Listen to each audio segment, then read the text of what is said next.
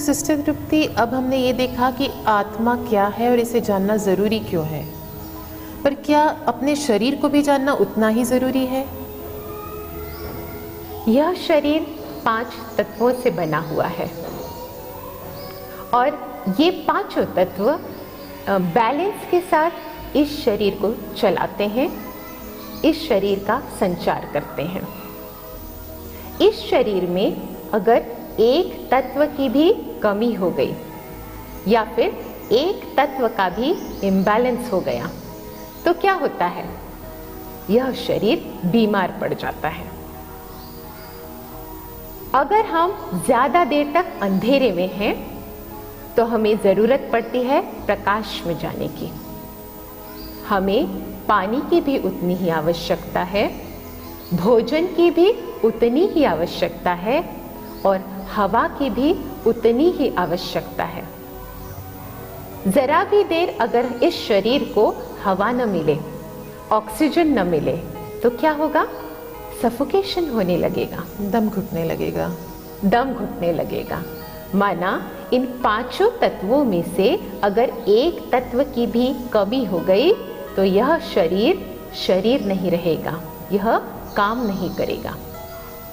तो उसी प्रकार आत्मा बनी हुई है 7 दिव्य गुणों से और वो गुण है पवित्रता, शांति, प्रेम, आनंद, सुख, ज्ञान और शक्ति।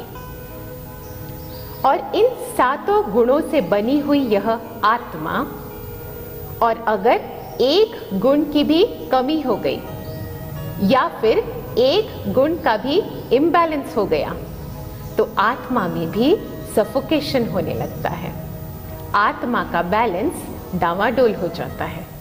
विश्व का प्रत्येक मानव मन की शांति की आकांक्षा रखता है, जीवन में खुशी पाना चाहता है, प्रेम करने और पाने की इच्छा रखता है, शुद्धता और पवित्रता को पसंद करता है। जन्म से ही हर कोई अपनी रुचि के क्षेत्र में मानसिक क्षमताओं की अभिवृद्धि करना चाहता है और अधिक से अधिक ज्ञान पाना चाहता है।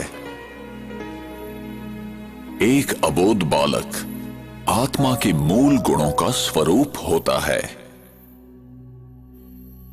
मेरे मूलभूत 7 गुण हैं: ज्ञान, प्रेम, शांति, सुख, पवित्रता, आनंद और शक्तियां।